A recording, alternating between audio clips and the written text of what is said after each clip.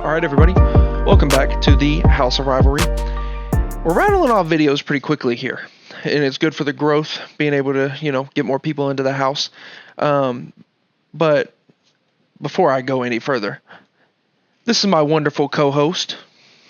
Jared Will. He had the brilliant idea tonight of doing a transfer portal video of the best quarterback available. And we're going to kind of merge the two kind of ideas that we had, which was him doing his Jimmy's and Joe's video and me doing my X's and O's videos. So, Jared, who are we going over tonight? We're talking about the quarterback of the Arizona State Sun Devils, Sam Leavitt. Well, he's not a current Sun Devil anymore. But he is not a current Sun Devil. You're right. Technically he is. You can't officially enter the portal until January 2nd. That is true. At this moment, he is an Arizona State Sun Devil. Okay. Well, Jared, here's the thing, right? I know it's kind of a crazy thing to talk about, kids jumping in every which way right now, and personally, I think he'd be a decent, I'm not saying great, not saying bad. I think he'll be a decent asset to whatever team he goes to. For sure. But first, he'll probably add a win or two to the team's record, no matter where he goes. I agree, but I don't think he'll change a game. But I think he'll be able to win you one or two. I do agree with that. But before we go any further, before we go any further into where he should go and all that kind of stuff, and we'll get into obviously the film session on him. Let's kind of get a background of Sam Leavitt. Let's kind of know what he's known for, kind of where he went to high school and everything, because that may be a tell into where he goes in this transfer portal cycle.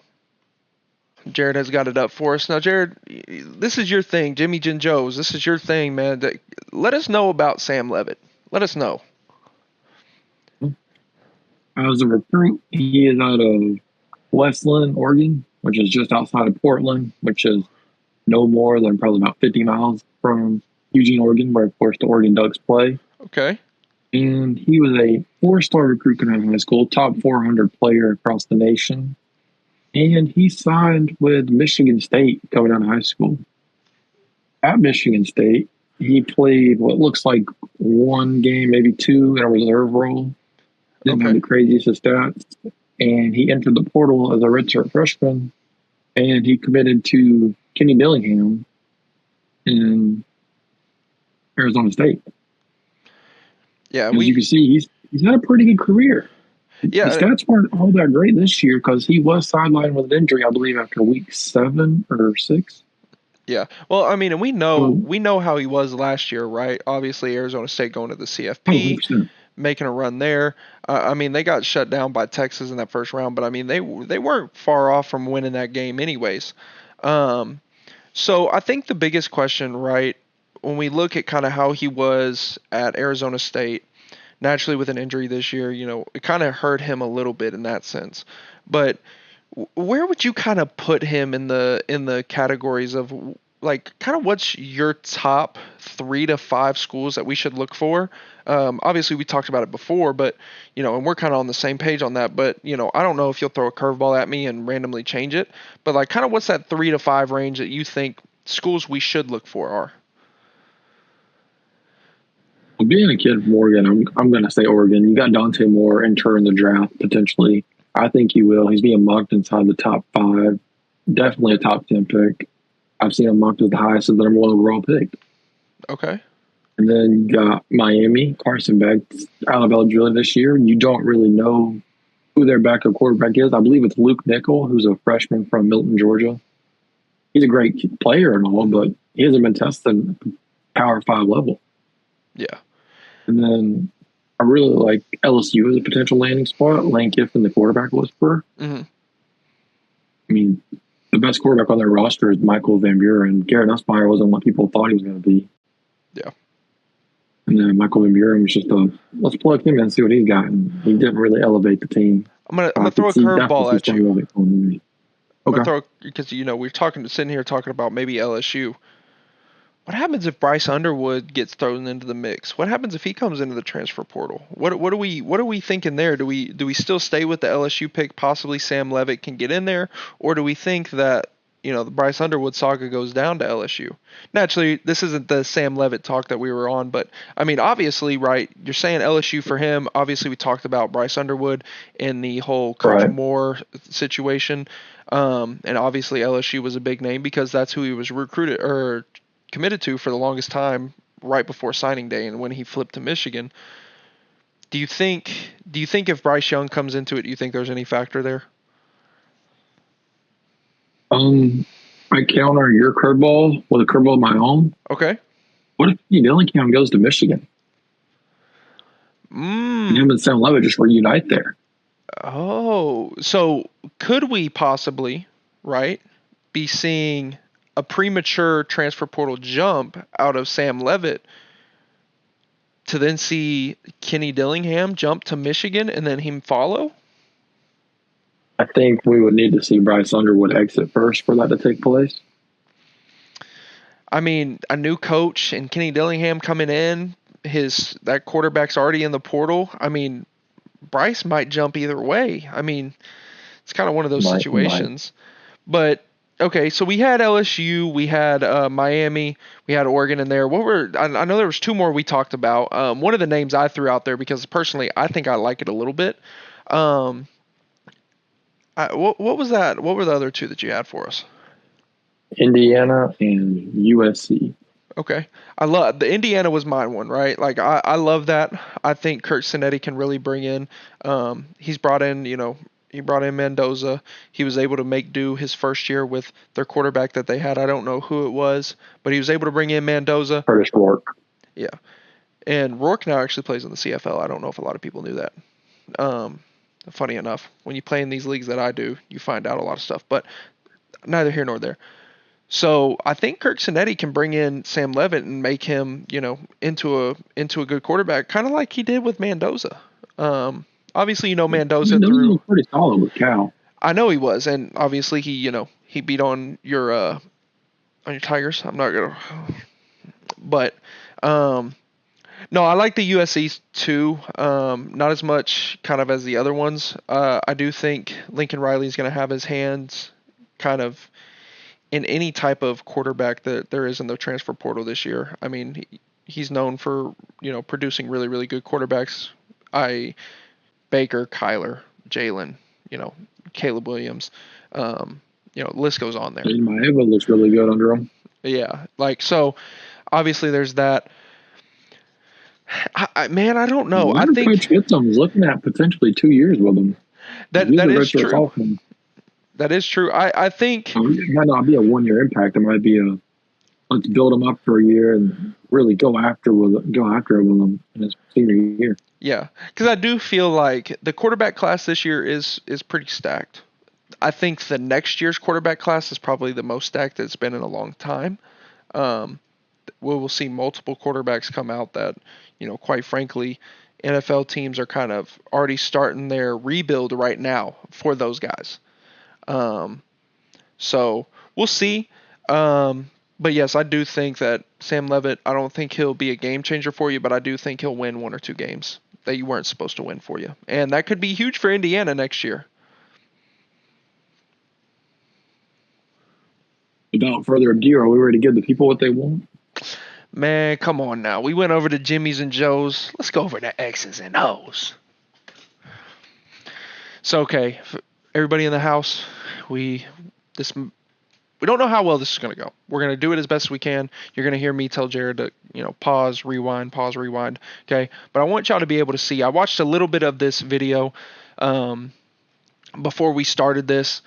And right now, just purely based off of it, I do believe, I don't remember if this is his fade ball to the boundary side here or if this is his RPO. I believe it's his RPO.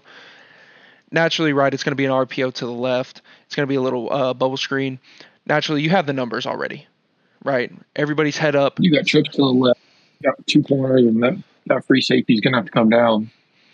Yeah. Unless that edge defender right there drops back. But I don't think he is. Look at the alignment. I mean, based off of it already, your safety's sitting at 10 yards off. You throw a little bubble screen. I mean, as long as these two guys on the outside be able to get their or any of your You're looking two at least receivers 5 over here, yards.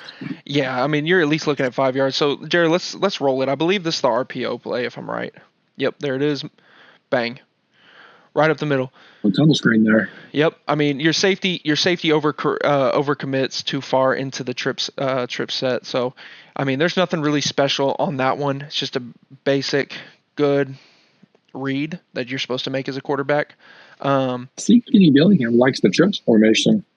Hey, I mean, and here you see his athleticism, right? Like he blows the door open. And again, you're playing Northern Arizona, so there is what it is. Can you rewind for me a little bit?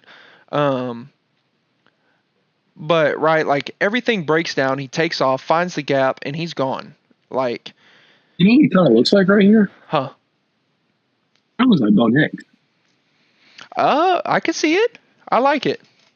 I think this next play. So this is a read option. Rewind back to the start of the play for me, Jared. I want y'all to see something. Okay. So naturally, in a base RPO, right, you got a pulling guard to lead up for your running back if it's a give. Okay. This edge rusher right here is your key. Okay. We were always taught at quarterback, right? If his shoulders turn, you pull it and run. If his shoulders stay even, okay, give the ball, and then at the end, all be all of it. When in doubt, give it out. Okay. So I'm thinking here, right? This edge rusher up here at the top, he don't know what he got going on. He ain't paid a lick of attention to film. They have that tight end just wash him down, and it's over with. Sam Leavitt pulls, and he's taken off. A little bit of a hold right there. A little And bit, right there. yeah. But at the end of the day, right? Like that's what you do as a quarterback, right? Coming into film and everything. Okay, if we can just wash him down, get him into the mess, he's not going to be able to get back over the top of that block and get over into me. Okay. Looks like we got a pistol right here.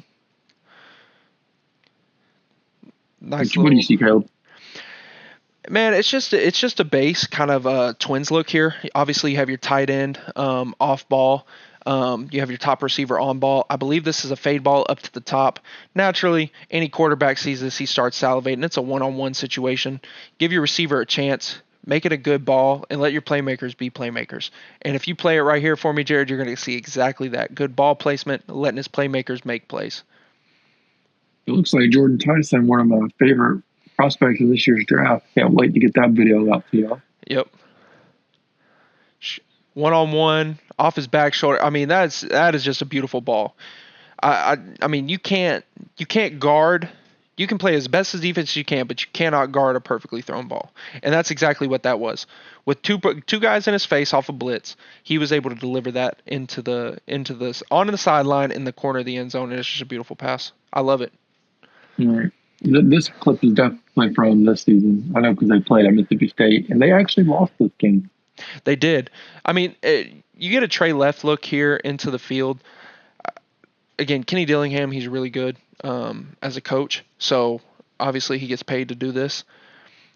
But I mean, you're picking up. You have your tight end and that Trey set come across cross form and pick up something. But obviously there's a blown. Let me ask something, Caleb. Huh? Let me ask something right here. Okay. Let me ask something. I think he's trying to do too much on this play, or he was specifically told to look. I think it's a cover two because you see this corner right here stay low. You see two drop back immediately. You can't really see what the corner down here does, but I think it's cover two. All right. Would you have taken this little check down right here? You got probably 6 yards of separation. When he's in stride coming across the middle. So do you think you're trying to do too much here, or do you think this was a good throw? No, so rewind it just a little bit. I'll tell you exactly why he made the correct read here. So, right, there's your boundary corner gets out, right? He leaks. Now watch your field corner here drop. He screams down. That right there is when he was coming down to knock his head off. Yeah, so that's how you know, right? If your field corner is going to drop and you have a corner route over the top sitting, you're going to have it wide open. And so great ball placement there. Just a normal little arrow route coming out of a receiver on the goal line. It's a great goal line play. I think like a bootleg right there. Yeah, I mean, it's hard to guard those, especially when you have this needs to be paused because this clip right here is insanity. Yeah, rewind it to make sure they, let's get back to a base, right? I mean, I know it's Texas State, but still. Dude. So obviously, Oh right? yeah, he's got the edge rusher in his face already. Yeah. So he gets this edge rusher in his face. He decides to step up and roll out. By the way, perfect. Okay. He doesn't give up on the play too quickly, and he still goes. Your running back just whiffs. Right now, you're able to get up and out. You got a defender in your face at this point. As a quarterback, right? You're Guard outside lost his block. The spy is coming down on him. you're outside the box at this point. Every coach in the nation is screaming at you to throw the ball away.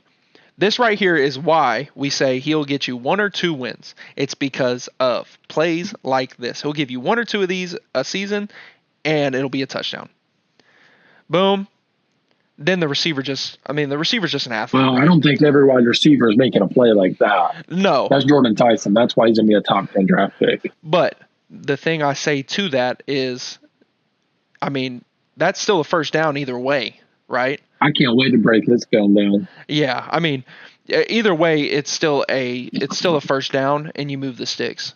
Okay, right? Play breaks down, you're trying to make something happen, and then you're just like, okay, backyard football at this point. See this right here.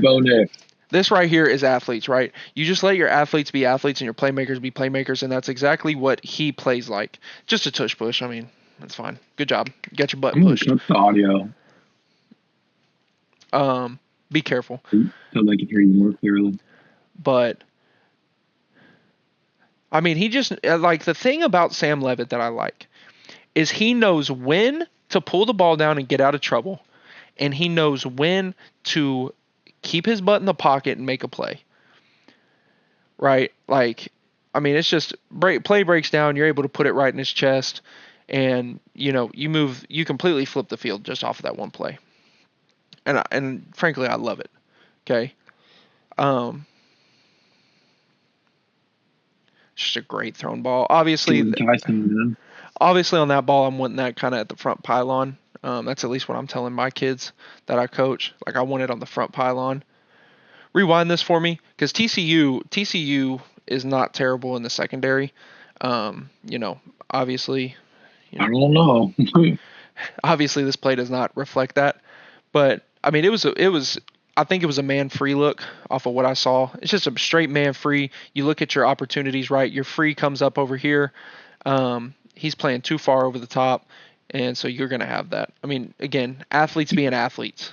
That's all it is. You can't tell me I go next. No, he does, and that's the thing, right? Like, athletes being athletes. Okay, RPO, zone read. Like, honestly, I've seen everything I need to see on this cat. Like, obviously, we've looked at it before, this and everything. But, I like I said, I still stand by it. He's going to win you 1 or 2 games at least if you can bring him in. And that could be a game changer, right? You look at USC. Well, we're talking about 1 or 2 more wins. You're in the CFP, right? All they had to do was get that win over, who was it they played? Oregon. They had to beat Oregon. That's it. And so that's what I'm saying, right? Like, you look at you look at the film on it, and you're like, okay, he can change the game in some capacity. But no, I think he is, as it stands right now, the best quarterback in the portal. Jared, let me ask you this last question, and we'll let the people go. Who is the one quarterback right now that has to jump into the portal for Sam Leavitt to not be number 1 anymore?